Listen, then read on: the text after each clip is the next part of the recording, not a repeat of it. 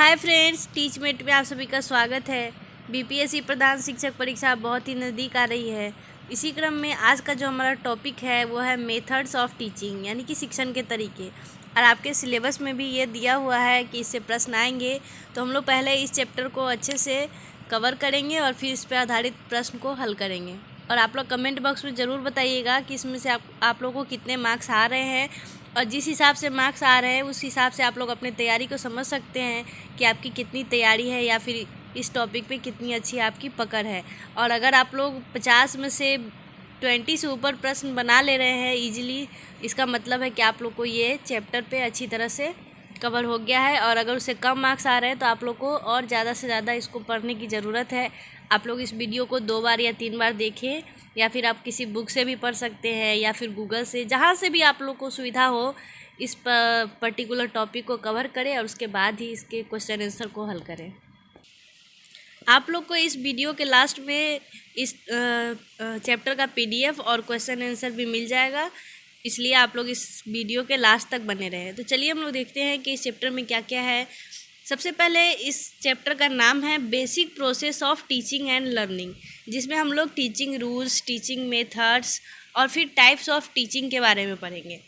सबसे पहले कि शिक्षण क्या है, तो शिक्षण एक स्व उद्देश्य प्रक्रिया है, यानी कि किसी न किसी विशिष्ट उद्देश्य की प्राप्ति के लिए शिक्षण विभिन्न क्रियाओं का आयोजन किया जाता है। यानी कि शिक्षण का अर्थ है कि लक्ष्य को साधते हुए किसी से भी सीखना।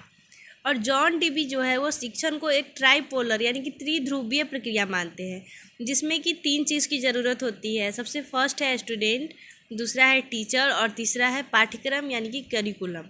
और इसी वजह से शिक्षण को त्रिध्रुवीय प्रक्रिया माना गया है।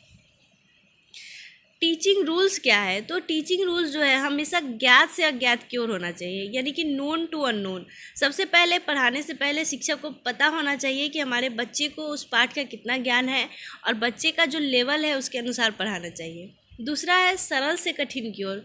कभी भी किसी भी चैप्टर को पढ़ाने से पहले हम लोग को ईजी से शुरू करना चाहिए, डायरेक्ट कॉम्प्लेक्स पे नहीं जाना चाहिए, नहीं तो बच्चे घबरा जाते हैं और वही कुछ भी नहीं सीख पाते हैं।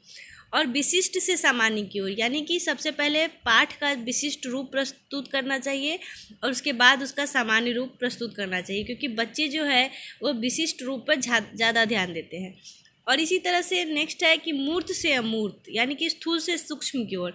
बच्चा अपने सामने रखी हुई वस्तु पर ज़्यादा ध्यान केंद्रित करता है और उसके बाद ही उसको हम हटा देंगे तो उस पर ध्यान केंद्रित कर पाएगा। इसलिए सबसे पहले जो चीज़ सामने है उसके ऊपर ध्यान देना चाहिए, उसको दिखाना चाहिए, उसके बाद ही हम लोग उसको कंक्रीट पे लेके जाएंगे, यानी कि मूर्त से अमूर्त की ओर। नेक्स्ट है पूर्ण से अंश की ओर। सबसे पहले हम लोग को पूरे भाग की जानकारी देनी चाहिए, उसके बाद छोटे छोटे भागों की जानकारी देना चाहिए। जैसे कि पहले हम लोग किसी गाड़ी के बारे में बताएंगे, फिर उसके भाग के बारे में बताएंगे। या फिर अगर कोई प्लांट चैप्टर पढ़ा रहे हैं तो पहले आप पूरे पौधे के बारे में बताइए, उसके बाद उसके पत्ते या फूल या फिर जड़, इसके बारे में विशिष्ट जानकारी देनी चाहिए। और अनिश्चितता से निश्चितता की ओर। बच्चा किसी भी नए कॉन्सेप्ट को लेकर हमेशा कन्फ्यूजन में रहता है, इसलिए बच्चे के कन्फ्यूजन को ध्यान में रखकर उसको ज्ञान देना चाहिए ताकि वह उसके प्रति श्योर हो जाए। और अगला है कि बाल केंद्रित यानी कि चाइल्ड सेंटर्ड एजुकेशन होना ही चाहिए। सबसे पहले हम लोग को यही ध्यान देना चाहिए कि बच्चे का जो अनुभूति है, जो उसका रुचि है, जो उसका व्यवहार है, उसको ध्यान में रखकर शिक्षा देनी चाहिए। विश्लेषण से संश्लेषण की ओर। विश्लेषण का अर्थ होता है टुकड़ों में तोड़ना और संश्लेषण का अर्थ होता है जोड़ना। जैसे कि हम लोग कभी किसी अगर कविता को पढ़ा रहे हैं तो एक एक शब्द को तोड़ तोड़ के लिखते हैं और फिर लास्ट में उसका कंक्लूजन बताते हैं। तो सबसे पहले हमें विश्लेषण कर लेना चाहिए, उसके बाद उसका संश्लेषण करना चाहिए। ये सारे टीचिंग्स रूल है और हम लोग को इन सारे टीचिंग रूल्स को ध्यान में रख के ही बच्चे को पढ़ाना चाहिए या फिर क्लास में जाना चाहिए। शिक्षण की क्या विशेषताएं हैं, तो शिक्षण जो है वह एक सामाजिक प्रक्रिया है, या एक भाषाई प्रक्रिया है, या एक अंतःक्रिया है, या एक कला है, या एक विकास की प्रक्रिया है, और यह एक ट्राइपोलर प्रक्रिया है। ये सभी जो है वो शिक्षण की यानी कि टीचिंग की कैरेक्टरिस्टिक्स है। अब नेक्स्ट है माइक्रो टीचिंग क्या है। आजकल माइक्रो टीचिंग पे बहुत सारे प्रश्न आ रहे हैं कई सारे एग्जाम में, यानी कि KVS में, DSSS में देखा गया है कि बिहार में भी हो सकता है इस पे प्रश्न आ जाए। कि सूक्ष्म शिक्षण क्या है। तो सूक्ष्म शिक्षण से तात्पर्य होता है कि शिक्षण क्रिया के उस सरलीकरण या लघु रूप से जिसमें थोड़े विद्यार्थी वाली कक्षा के सामने अल्प समय में संपन्न किया जाता है। यानी कि इसे बहुत ही छोटे लेवल पे, यानी कि बहुत कम बच्चों के समूह पे और छोटे छोटे अंतराल पे इसको हम लोग पढ़ाते हैं। यह शिक्षण का बहुत छोटा रूप है। इसमें वास्तविक शिक्षण की जटिलताओं को कम करने के प्रयास किए जाते हैं और यह शिक्षण छात्र के छोटे छोटे समूह में होता है। और साइकिल क्या है, माइक्रो टीचिंग का सो देखिए, एनसीईआरटी के अनुसार सबसे पहले टीचिंग सेशन जो होना चाहिए वो सिर्फ 6 मिनट का होना चाहिए। उसके बाद उस सेशन पे हम लोग फीडबैक लेंगे 6 मिनट का, और उसके बाद फिर रीप्लान करेंगे 12 मिनट का, और फिर रीप्लान करने के बाद फिर पुनः रीटीच करेंगे 6 मिनट, और फिर उसका फीडबैक लेंगे 6 मिनट। यानी कि सूक्ष्म शिक्षण का जो टोटल टाइमिंग है वो 36 मिनट होना चाहिए, 36 मिनट से ज़्यादा नहीं होना चाहिए।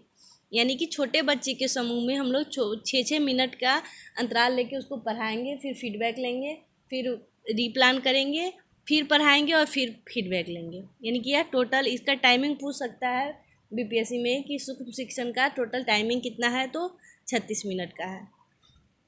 अब हम लोग देखते हैं कि टाइप्स ऑफ टीचिंग, यानी कि शिक्षण के कितने प्रकार है। तो एक तो अभी हम लोग पढ़ लिए सूक्ष्म शिक्षण, दूसरा है मैक्रो टीचिंग यानी कि बृहद शिक्षण या विस्तृत शिक्षण।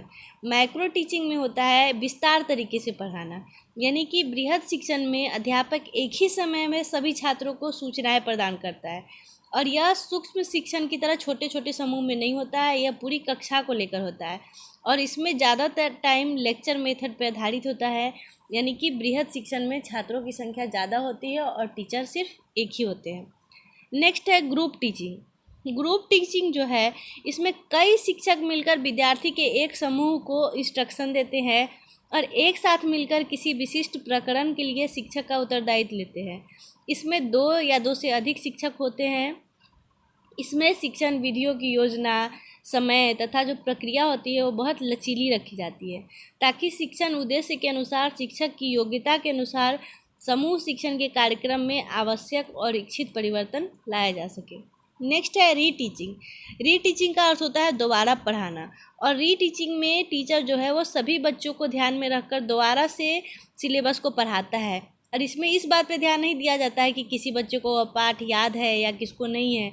जब इसमें पूरा का पूरा पाठ सभी बच्चों को पढ़ाया जाता है, चाहे वो किसी को याद हो या ना हो। नेक्स्ट है उपचारात्मक शिक्षण या रिमेडियल टीचिंग। इस शिक्षण जो है वह निदानात्मक मूल्यांकन यानी कि डायग्नोसिस इवैल्यूएशन के बाद होता है। यानी कि जिन जिन बच्चों को किसी विशिष्ट पाठ में दिक्कत आ रही है, सिर्फ उन्हीं बच्चों को पढ़ाया जाता है। इसको हम लोग उपचारात्मक शिक्षण कहते हैं, और इस शिक्षण में हम उस स्तर की बात करते हैं जिस स्तर में बच्चों को समस्या है, ना कि पूरा का पूरा दोबारा पढ़ाने की। अब नेक्स्ट है कि शिक्षण के कितने तरीके हैं। तो सबसे पहले शिक्षण के तरीके में आता है इंडक्टिव मेथड यानी कि आगमन विधि, और इस विधि के जो जनक है वो फ्रांसिस बेकन और पेस्टालोजी हैं। और आगमन विधि में हम सबसे पहले बच्चों को उदाहरण देते हैं और उसके बाद उस पर आधारित नियम बताते हैं। यह विधि प्राथमिक स्तर पर सबसे अच्छी विधि मानी जाती है, और यह विधि डाइवर्जेंट थिंकिंग को बढ़ावा देती है, और यह विधि ज्ञात से अज्ञात की ओर, स्थूल से सूक्ष्म की ओर, या फिर उदाहरण से नियम की ओर आधारित होती है। जैसे कि आप लोग इसको एक उदाहरण से समझिए। अगर हम लोग को बताना है कि बच्चे को कि त्रिभुज के तीनों कोनों का योग 180 डिग्री होता है, तो उसको हम लोग डायरेक्ट नहीं बताएंगे कि त्रिभुज के तीनों कोनों का योग 180 डिग्री होता है। हम लोग बहुत सारे त्रिभुज बना देंगे और उसके हर कोनों को नापने के लिए बोलेंगे, और नापने के बाद बोलेंगे कि तीनों कोनों को जोड़ो कितना आ रहा है। इस तरह से बच्चा खुद इस नियम पे पहुंचता है कि किसी भी त्रिभुज के तीनों कोनों का मान 180 डिग्री होता है। इसको हम लोग आगमन विधि बोलते हैं। इसका नेक्स्ट उल्टा होता है निगमन विधि। इस विधि के जनक अरस्तु माने जाते हैं। इसमें पहले नियम को बताया जाता है, उसके बाद उस पर आधारित उदाहरण को हम लोग देखते हैं। इसमें हम बच्चे को पहले बता देंगे कि त्रिभुज के तीनों कोनों का मान 180 डिग्री होता है, फिर उसको हम लोग उदाहरण देंगे और बोलेंगे कि देखो ऐसे है, तीनों कोनों को मापेंगे तो हम लोग को 180 डिग्री मिलेगा, इसलिए यह निगमन विधि कहलाता है। और गणित और व्याकरण में यह विधि ज़्यादा सफल होती है, और यह विधि सामान्य से विशिष्ट की ओर चलती है, और यह विधि जो है वो ज़्यादातर उच्चतर स्तर पर अपनाई जाती है, यानी कि हाई क्लास इस विधि का हम लोग ज़्यादा प्रयोग करते हैं। नेक्स्ट है किंडरगार्टन प्रणाली। किंडरगार्टन प्रणाली के जो जन्मदाता है वो जर्मनी के फ्रोबेल है, और इनके अनुसार स्कूल जो है वो बच्चों का बाग है, और इसमें बालक जो है वो स्वक्रिया से स्वच्छंदता से वातावरण में खेलता है। और किंडरगार्टन प्रणाली में बच्चों को खेल खेल में सिखाने पे ज़्यादा ध्यान दिया जाता है, और इस प्रणाली के बहुत सारे लाभ हैं। इसमें शिशु शिक्षा पर बल दिया जाता है, खेल के द्वारा शिक्षा पे बल दी गई है, या इसमें बालकों की स्वतंत्रता पे निर्धारित है, या व्यक्तित्व की विभिन्नताएं पे भी फोकस करता है, और इसमें सामाजिक भावना का विकास होता है।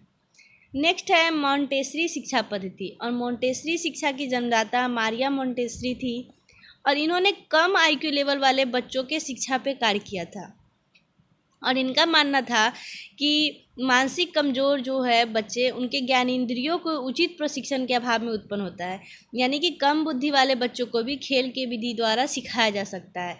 और मॉन्टेसरी शिक्षा के गुण हैं कि इसमें ज्ञानेंद्रियों के प्रशिक्षण पे बल दिया जाता है, बच्चों की स्वतंत्रता पर बल दिया जाता है, बच्चों की शारीरिक शिक्षा पे बल दिया जाता है, और इसमें दंड का बहिष्कार किया गया है, और यह विधि भी शिक्षा खेल के माध्यम से देने पे बल देती है। नेक्स्ट है प्रोजेक्ट या परियोजना विधि, और प्रोजेक्ट विधि के जन्मदाता किलपैट्रिक थे, और किलपैट्रिक जॉन डीवी के शिष्य थे, और यह विधि जॉन डीवी की विचारधारा यानी उनके फिलॉसफी पर आधारित है। प्रोजेक्ट विधि का जो प्रोसेस है, इसमें अध्यापक बच्चों से वाद विवाद करके समस्या उत्पन्न करता है, और बच्चों को बोलता है कि इस समस्या का हल ढूंढो, और बच्चे उस समस्या को लेकर प्रोजेक्ट बनाते हैं। प्रोजेक्ट बच्चों की इच्छा के अनुसार दिया जाता है, न कि अध्यापक की, और प्रोजेक्ट के निर्वाचन होने के बाद उसकी संरचना बनाई जाती है, और प्रोजेक्ट की समाप्ति पर मूल्यांकन किया जाता है। नेक्स्ट है डाल्टन प्रोसेस, और यह शिक्षा पद्धति 1920 ईस्वी में कुमारी हेलन पार्क हर्ष द्वारा निकाली गई, और हेलन अमेरिका के डाल्टन नगर में 30 बच्चों की इंचार्ज थी जो आयु और योग्यता से भिन्न भिन्न थे, और उनकी शिक्षा के लिए जो विधि अपनाई गई थी उसे ही डाल्टन विधि कहते हैं। डाल्टन विधि के क्या गुण है सो देखिए। यह शिक्षा व्यक्तिगत विभिन्नता पर आधारित होती है, इसमें स्वयं क्रिया तथा अनुभव से सीखने पर बल दिया जाता है, और इसमें निश्चित समय में निश्चित कार्य किया जाता है, और इसमें बालकों में रिस्पॉन्सिबिलिटी तथा सेल्फ डूइंग की भावना विकसित की जाती है, और शिक्षक और बच्चों के बीच गहरा संबंध विकसित हो जाता है। नेक्स्ट है पेस्टालॉजी विधि, और इस विधि के प्रवर्तक जो है वो जॉन हेनरी पेस्टालॉजी थे, और उन्होंने शिक्षा को साइकोलॉजिकल यानी कि मनोवैज्ञानिक बताया है, और उन्होंने बच्चों के शिक्षा शास्त्र पर बल दिया, अर्थात उनका कहना था कि अध्यापक को यह पता होना चाहिए कि बच्चों को कैसे पढ़ाना चाहिए, बच्चे किस आयु में कैसे सीखते हैं, बच्चे किस विधि से ज़्यादा सीखते हैं इत्यादि। और उनका मानना था कि मनुष्य वृक्ष के समान है, और वह वातावरण से पोषण लेके फलता फूलता है, वैसे ही बच्चे अपने चारों तरफ के वातावरण से बहुत कुछ सीखते हैं और आगे बढ़ते हैं, और उन्होंने बच्चों के लिए लर्निंग बाय डूइंग यानी कि करके सीखना पर बल दिया था। नेक्स्ट है स्वानुभविक यानी कि ह्यूरिस्टिक मेथड, और ह्यूरिस्टिक मेथड के जो प्रतिपादक है वो आर्मस्ट्रॉन्ग थे, और ह्यूरिस्टिक का मतलब होता है अन्वेषण यानी कि डिस्कवरी, और डिस्कवरी मेथड में बच्चा अपने आप खोजबीन करके सीखता है, और इस शिक्षण में अध्यापक की सहायता और परामर्श की ज़रूरत नहीं पड़ती, बच्चा खुद ही समस्या का समाधान निकालता है। इस विधि में अध्यापक बच्चों को समस्या के लिए प्रश्न देता है और वहाँ से हट जाता है, और जब बच्चे उसका हल खोज लेते हैं तब शिक्षक उस पर डिस्कशन करते हैं। नेक्स्ट है लेक्चर मेथड। हमारे इंडिया में ये मेथड बहुत प्रसिद्ध है, इसमें नया कुछ नहीं है।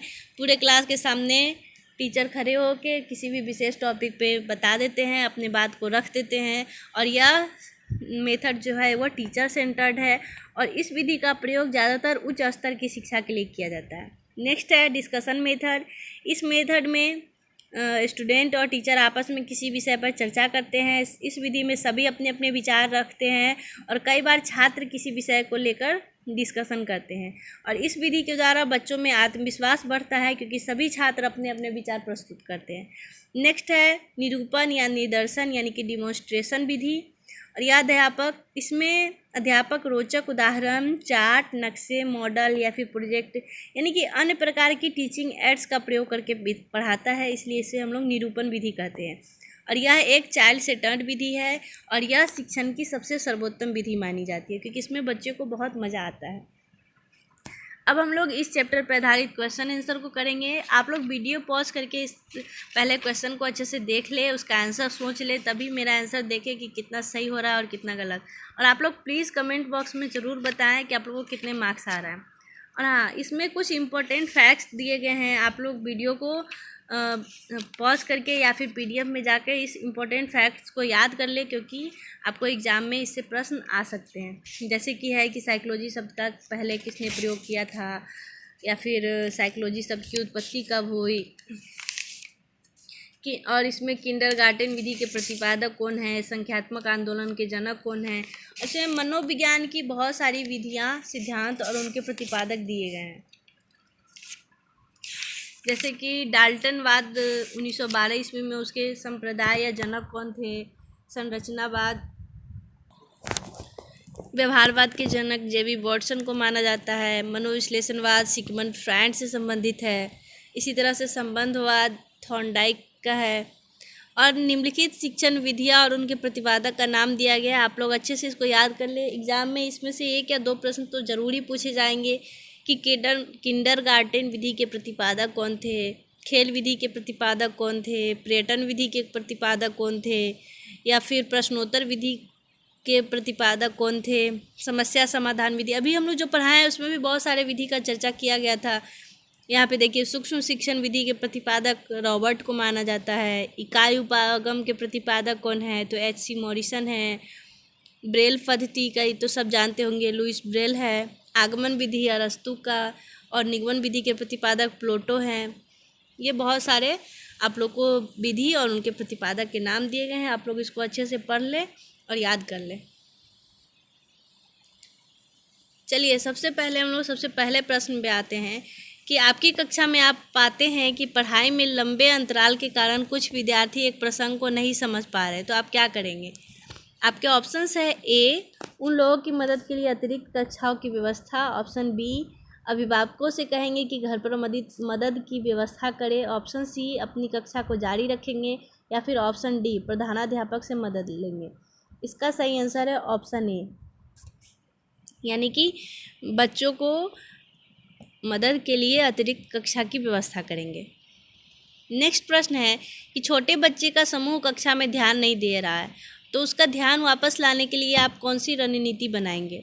ऑप्शन A, एक संक्षिप्त शारीरिक गतिविधि। ऑप्शन B, उस अवधि के लिए कक्षा का स्थगन। ऑप्शन C, बच्चों को ध्यान देने के लिए कहेंगे। या फिर D, कक्षा के बच्चों को बाहर खेलने के लिए भेज देंगे। इसका जो सबसे अच्छा रणनीति है वो ऑप्शन A है कि एक संक्षिप्त शारीरिक गतिविधि बनाएंगे। इससे बच्चों का ध्यान फिर से कक्षा में आ जाएगा। नेक्स्ट प्रश्न है कि राज साझा करने के लिए बिल्कुल तैयार नहीं है और एकांत गतिविधि पसंद करता है। यह इंगित करता है कि वह, ऑप्शन A, एक लोकप्रिय बच्चा है। ऑप्शन B, एक तिरस्कृत बच्चा है। ऑप्शन C, एक ईर्ष्यालु बच्चा है। या ऑप्शन D, एक खुशहाल बच्चा है। तो ऑप्शन B, एक तिरस्कृत बच्चा है। नेक्स्ट प्रश्न है कि एक शिक्षक के पास होना चाहिए क्या। A, अपने विषय का ज्ञान। B, शिक्षण पद्धति का ज्ञान। C, छात्रों के विषय में ज्ञान। या D, उपयुक्त में से सभी। तो एक शिक्षक के पास उपरोक्त सभी चीज़ का ज्ञान होना चाहिए, तभी वो अच्छा शिक्षक हो पाएगा। नेक्स्ट प्रश्न है कि निम्नलिखित में से कौन शिक्षण योजना का मुख्य बिंदु है। इसमें तो ऑप्शन बताने की भी ज़रूरत नहीं है, सीधा सीधा आंसर है option C, child centred education, यानी कि विद्यार्थी हमेशा किसी भी शिक्षण योजना के केंद्र में होता है। नेक्स्ट प्रश्न है कि कक्षा शिक्षण में सामूहिक क्रियाकलाप का क्या उद्देश्य है। शिक्षक के कार्यभार को कम करना, अधिकांश बच्चों को अधिगम में शामिल करना, अवधारणाओं को प्रभावपूर्ण ढंग से स्पष्ट करना, या फिर बच्चों को स्वच्छंदता प्रदान करना। इसका सही आंसर ऑप्शन B, अधिकांश बच्चों को अधिगम में शामिल करना। नेक्स्ट प्रश्न है कि कौन सा सिद्धांत कहता है कि जब शिक्षक विद्यार्थी में रुचि पैदा करने में सफल होता है तभी सर्वोत्तम अधिगम संगठित होता है। ऑप्शन A, अभिप्रेरण का सिद्धांत। ऑप्शन B, प्रोत्साहन का सिद्धांत। ऑप्शन C, लक्ष्य स्थापित करने का सिद्धांत। या फिर ऑप्शन D, साहचर्य का सिद्धांत। इसका सही आंसर है ऑप्शन B, प्रोत्साहन का सिद्धांत। नेक्स्ट प्रश्न है कि निम्नलिखित में से कौन स्कूल में पहले दिन की शुरुआत के लिए सबसे कम उपयुक्त क्रियाकलाप है। ऑप्शन A, प्रश्नोत्तरी। ऑप्शन B, संवेद करना। ऑप्शन C, गृह कार्य देना। या फिर ऑप्शन D, शारीरिक शिक्षा। इसका सही आंसर है ऑप्शन C, गृह कार्य देना। नेक्स्ट प्रश्न है कि 7 वर्ष का एक छात्र कक्षा स्तर के अनुसार पढ़ने में असमर्थ है, तो शिक्षक को चाहिए उसे नीचे के स्तर का पठन अभ्यास देना, अभिभावक को सूचित करना, उसी कक्षा में उसे रोक देना, या फिर विशेषज्ञ की सलाह से कारण ढूंढना। तो इसका सही आंसर ऑप्शन ए, उसे नीचे के स्तर का पठन अभ्यास देना। नेक्स्ट प्रश्न है कि कौन एक बच्चे की शैक्षिक उपलब्धि के स्तर का सबसे अविश्वसनीय कारक है। ऑप्शन ए, अभिभावकों की पृष्ठभूमि, ऑप्शन बी, कक्षा व्यवहार, ऑप्शन सी, सामाजिक आर्थिक स्थिति, या फिर ऑप्शन डी, बच्चे की ऊंचाई और वजन। तो बच्चे की ऊंचाई और वजन, इससे बच्चे के शैक्षिक उपलब्धि पर ज़्यादा असर नहीं होता है। नेक्स्ट प्रश्न है कि डैश प्रक्रिया द्वारा शिक्षक निकट रूप से जुड़े होते हैं। इसका सही आंसर है ऑप्शन बी, अधिगम प्रक्रिया द्वारा। नेक्स्ट प्रश्न कि शिक्षक बच्चे को डैश अधिगम बनाने के लिए प्रोत्साहन प्रदान कर सकते हैं। तो शिक्षक बच्चे को सक्रिय अधिगम बनाने के लिए प्रोत्साहन प्रदान कर सकते हैं। नेक्स्ट प्रश्न है कि प्राथमिक स्तर पर मातृभाषा में पढ़ाना अच्छा होता है क्योंकि यह बच्चे को प्राकृतिक वातावरण में सीखने में मदद करता है, यानी कि ऑप्शन डी। आपके विद्यालय में दीपावली मेला आयोजित हो रहा है, तो आप क्या करना पसंद करेंगे। ऑप्शन ए, सिर्फ मेला देखना, ऑप्शन बी, उत्सव में भाग लेना, ऑप्शन सी, कुछ बेचने के लिए एक दुकान लेना, या फिर ऑप्शन डी, आगंतुकों को मुफ्त जल वितरित करना। तो इसका सही आंसर है ऑप्शन बी, उत्सव में भाग लेना। यदि आप शिक्षक की नौकरी पाने में असमर्थ रहे तब आप क्या करेंगे। ऑप्शन ए, घर पर ट्यूशन शुरू करना, ऑप्शन बी, जब तक नौकरी नहीं मिल जाती है घर पर रहेंगे, ऑप्शन सी, कोई दूसरी नौकरी लेंगे, या फिर ऑप्शन डी, शिक्षण के लिए लगातार आवेदन करते रहेंगे। ये अपने ऊपर निर्भर है, इसमें से आप कोई कुछ भी कर सकते हैं, लेकिन इसका सही जवाब, जैसा कि बिहार सरकार चाहेगी कि आप लोग दे, ये हो जाएगा सही आंसर ऑप्शन डी। और शिक्षण के लिए लगातार आवेदन करेंगे, चाहे सरकार वैकेंसी निकाले या ना निकाले।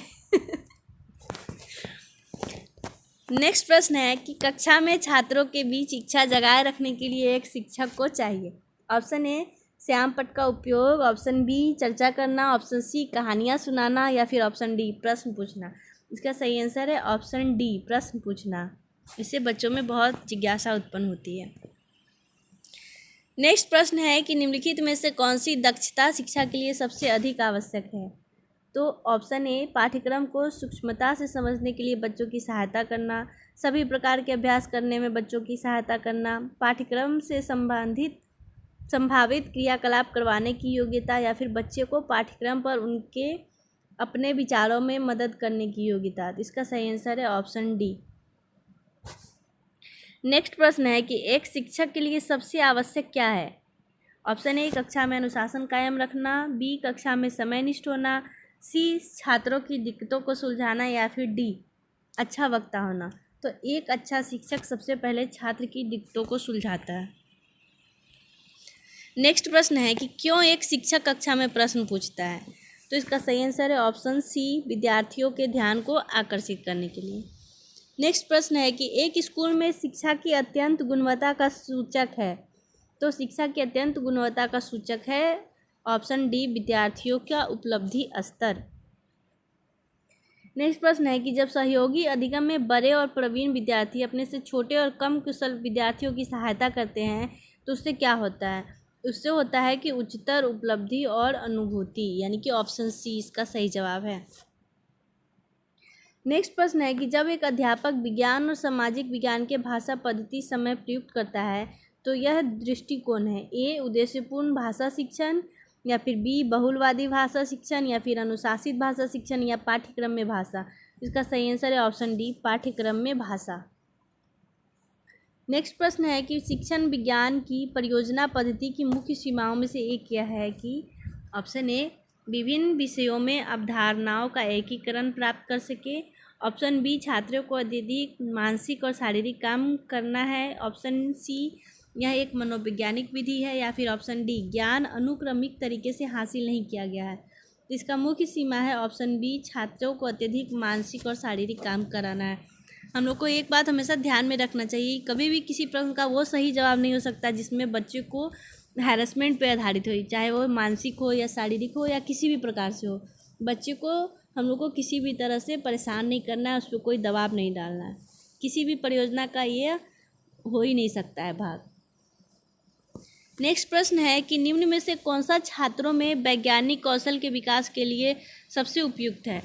ऑप्शन ए प्रयोगशाला का काम करना, ऑप्शन बी विज्ञान प्रश्नोत्तरी का आयोजन, ऑप्शन सी क्षेत्र भ्रमण का आयोजन, या फिर ऑप्शन डी विज्ञान ओलंपियाड का आयोजन करना। तो इसका सही आंसर है ऑप्शन ए प्रयोगशाला का काम करना। नेक्स्ट प्रश्न है कि छात्रों द्वारा प्राप्त अंकों के प्रतिशत में सुधार करने में एक विज्ञान शिक्षा कौशल प्रक्रिया के अर्जन पर मुख्यतः ध्यान देता है। तो उद्देश्यों को प्राप्त करने के लिए निम्नलिखित में से कौन से जोड़े आने चाहिए? ऑप्शन ए व्याख्यान सह प्रदर्शन विधि, ऑप्शन बी दत्त कार्य सह प्रश्नोत्तर विधि, ऑप्शन सी व्याख्यान सह परिचर्चा विधि, या फिर ऑप्शन डी प्रोजेक्ट सह प्रयोगशाला विधि। इसका सही आंसर हो जाएगा ऑप्शन डी प्रोजेक्ट सह प्रयोगशाला विधि। नेक्स्ट प्रश्न है कि विज्ञान में प्रायोगिक काम करने के लिए जोर दिया जाता है ताकि ऑप्शन ए छात्रों को सैद्धांतिक अवधारणाओं को सत्यापित करने में सहायता मिले, ऑप्शन बी छात्रों द्वारा लिए गए अंकों की प्रतिशत बढ़ाने के लिए, ये गलत हो जाएगा, ऑप्शन सी छात्रों को लिखित रिकॉर्ड बनाए रखने की आदत विकसित करने में मदद करे, या फिर ऑप्शन डी बच्चों की नियमितता और समय निष्ठता को पूर्णतः जांचना। इसका सही आंसर है ऑप्शन ए, बाकी तीनों के तीनों आंसर गलत है। प्रायोगिक हम लोग कोई भी काम तभी कराते हैं कि ताकि जो हम लोग थ्योरी बताए हुए हैं उसको वो लोग खुद प्रैक्टिकल करके उसका सच्चाई सत्यापित कर सकें। नेक्स्ट प्रश्न है कि निम्नलिखित में से कौन सी प्रमुख प्राथमिक स्तर पर विज्ञान के शिक्षण का मुख्य उद्देश्य है? तो विज्ञान के शिक्षण का मुख्य उद्देश्य तर्क संगत सोच को बढ़ावा देना, यानी कि ऑप्शन बी।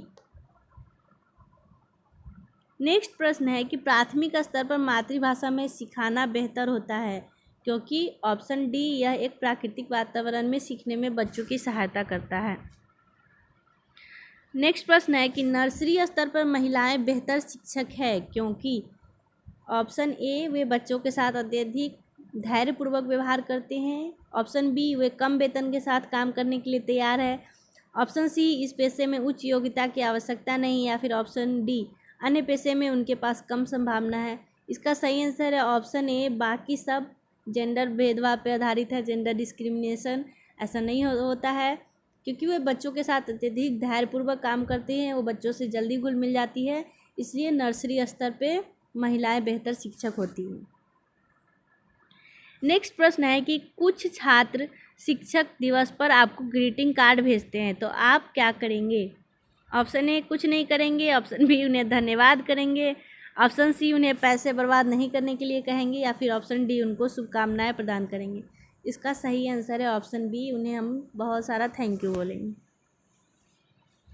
नेक्स्ट प्रश्न है कि एक छात्र कक्षा में देर से आता है, इसके बाद आप क्या करेंगे? इसके बाद हम उसके कारण को जानने का कोशिश करेंगे, कोई सज़ा नहीं देंगे, कुछ नहीं। इसका सही आंसर हो जाएगा ऑप्शन बी, कारण जानने की कोशिश करेंगे।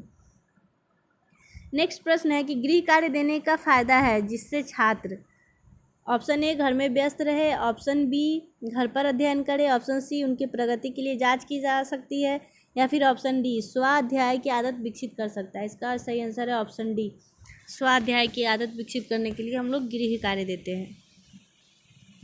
नेक्स्ट प्रश्न है कि शिक्षक की सफलता है, ऑप्शन ए छात्रों की उच्च उपलब्धि, ऑप्शन बी अपने व्यक्तित्व के अच्छे लक्षण, ऑप्शन सी उसका अच्छा शिक्षण, या फिर ऑप्शन डी उसका उसके अच्छा चरित्र। इसका सही आंसर है ऑप्शन सी, उसका अच्छा शिक्षण ही शिक्षक की सफलता का सबसे अच्छा उदाहरण होता है। नेक्स्ट प्रश्न है कि एक छात्र का सबसे अच्छा शील गुण है, ए अपने दायित्व का एहसास, ऑप्शन बी सच्चाई बोलना, ऑप्शन सी सहयोग, या फिर ऑप्शन डी आज्ञाकारिता। इसका सही आंसर है ऑप्शन डी आज्ञाकारिता।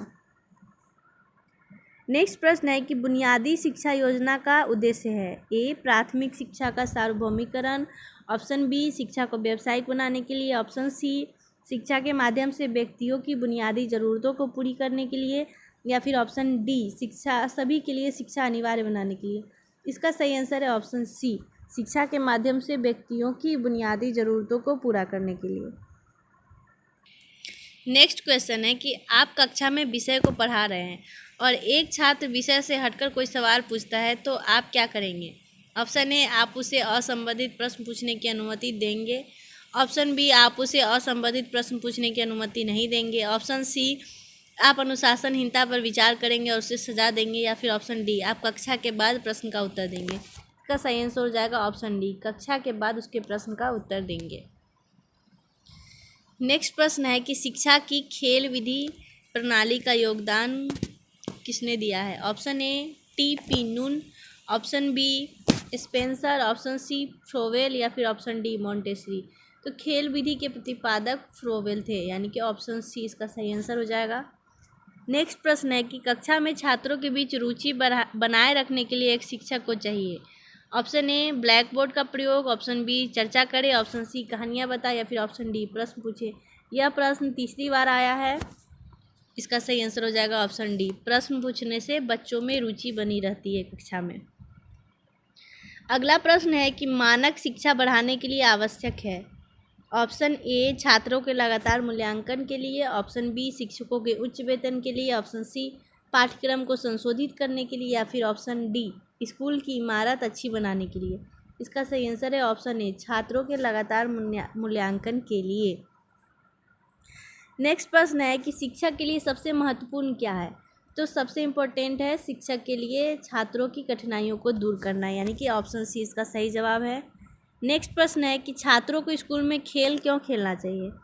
तो इसका सही आंसर है ऑप्शन डी, यह सहयोग और शारीरिक संतुलन विकसित करता है। अगला प्रश्न है कि एक शिक्षक द्वारा छात्रों के बीच सामाजिक मूल्यों को विकसित किया जा सकता है। ए, लोगों के इलाज के बारे में उन्हें बताए। बी, अनुशासन के विकास को विकसित करना। ऑप्शन सी, आदर्श रूप से चलना। या फिर ऑप्शन डी, उन्हें अच्छी कहानियाँ बताए। इसका सही आंसर है ऑप्शन सी, आदर्श रूप से चलना। नेक्स्ट प्रश्न है कि आदर्श शिक्षक, ऑप्शन ए, पूरे पाठ्यक्रम को सिखाता है। ऑप्शन बी, अपने छात्रों को सीखने में मदद करता है। ऑप्शन सी, एक दोस्त, दार्शनिक और मार्गदर्शक होता है। या फिर ऑप्शन डी, अच्छे अनुशासन बनाए रखता है। इसका सही आंसर है ऑप्शन सी, एक आइडियल टीचर, एक फ्रेंड, फिलोसफर और गाइड होता है। नेक्स्ट प्रश्न है कि इन सर्विस टीचर ट्रेनिंग को अधिक से अधिक प्रभावी किया जा सकता है, कैसे? तो इसका सही आंसर है ऑप्शन डी, प्रशिक्षण अनुवर्ती प्रक्रियाओं का अभ्यास करा के। Option D. नेक्स्ट प्रश्न है कि खेल विधि किसने दी थी? अभी अभी हम लोग सॉल्व किए थे, इसका सही आंसर है ऑप्शन बी, फ्रोवेल। नेक्स्ट प्रश्न है कि सड़कों पर बड़ी संख्या में वाहनों के परिणाम स्वरूप सभी बड़े शहरों में पर्यावरण प्रदूषण की समस्या का सामना करना पड़ रहा है, तो पर्यावरण संरक्षण की दिशा में किसी व्यक्ति का सबसे अच्छा तरीका क्या है? ऑप्शन ए, निजी वाहन के इंजन को नियमित रूप से पर्यावरणीय सुरक्षित सीमा के लिए जांचना। ऑप्शन बी, यात्रा के लिए सार्वजनिक परिवहन व्यवस्था का उपयोग करना। ऑप्शन सी, घर से बाहर अक्सर यात्रा से बचना। ऑप्शन डी, एक निजी वाहन जैसे स्कूटर, कार आदि न रखना। ये लगभग सभी सही हो सकते हैं, लेकिन इसका सबसे सही आंसर है ऑप्शन बी, हमेशा यात्रा के लिए सार्वजनिक परिवहन व्यवस्था का उपयोग करना। नेक्स्ट प्रश्न है कि एक विज्ञान शिक्षक को अपनी कक्षा में विभिन्न प्रकार के बल को सिखाना है, तो फिर इस विषय को सिखाने के लिए सबसे उपयुक्त तरीका क्या है? तो बल सिखाने के लिए सबसे उपयुक्त तरीका है प्रदर्शन विधि, यानी कि ऑप्शन डी। नेक्स्ट प्रश्न है कि एक विज्ञान शिक्षक छात्रों को जैव विविधता विषय को सिखाना चाहता है, तो शिक्षण का सबसे अच्छा तरीका उसे अपनाना चाहिए। तो इसका सही आंसर हो जाएगा ऑप्शन सी, जैव विविधता को हम लोग छात्रों को पास के पार्क में ले जाके तस्वीरें लेकर वनस्पतियों और जीवों पर रिपोर्ट तैयार करके सिखा सकते हैं। नेक्स्ट प्रश्न है कि शिक्षण में अभिनव विधि जिससे छात्र अपनी गति से सीख सकते हैं, तो कौन सा विधि हो जाएगा? तो इसका सही आंसर हो जाएगा ऑप्शन सी, प्रोग्राम निर्देश। नेक्स्ट और लास्ट प्रश्न है कि कक्षा 7 के छात्रों के विषय में घर्षण को अध्यापन करते समय एक विज्ञान अध्यापक ने कई उदाहरण दिए ताकि यह समझा जा सके कि घर्षण हमारे लिए कई मायनों में हानिकारक है। वह उदाहरण जो उसका सही ढंग से उद्धृत नहीं था वो क्या है? ऑप्शन ए, हम घर्षण की वजह से चलने में सक्षम हैं। ऑप्शन बी, मशीनी भागों का घिसना। ऑप्शन सी, ब्रेक लागू करने के लिए एक वाहन रुकना। या फिर ऑप्शन डी, पेन और पेपर की नोक के बीच घर्षण की वजह से लिखने में सक्षम। तो दोस्तों इसका ए, सी और डी जो है वो घर्षण हमारे लिए फ़ायदेमंद है, और ऑप्शन बी जो है इसमें हम लोग घर्षण के हानिकारक प्रभाव को देख रहे हैं, इसलिए सही आंसर हो जाएगा इसका ऑप्शन बी, मशीनी भागों का घिसना। आप लोग को इस वीडियो के लास्ट में या फिर डिस्क्रिप्शन में पूरे चैप्टर का PDF मिल जाएगा, आप लोग वहाँ से डाउनलोड कर ले और अच्छे से पढ़े, और हम लोग को कमेंट बॉक्स में ज़रूर बताएं कि आपको ये चैप्टर कैसा लगा, आप लोगों ने कितने सही आंसर दिए और इसमें क्या क्या सुधार किया जा सकता है, या फिर आप लोग को किसी पर्टिकुलर टॉपिक में परेशानी आ रही है या पर्टिकुलर जो सिलेबस में दिया हुआ है उसमें अगर कोई ऐसा टॉपिक है जो समझ में नहीं आ रहा है या परेशानी है, तो आप लोग हमें कमेंट बॉक्स में बताएं, हम लोग उस पर नेक्स्ट वीडियो लेके आएंगे। Thank you so much.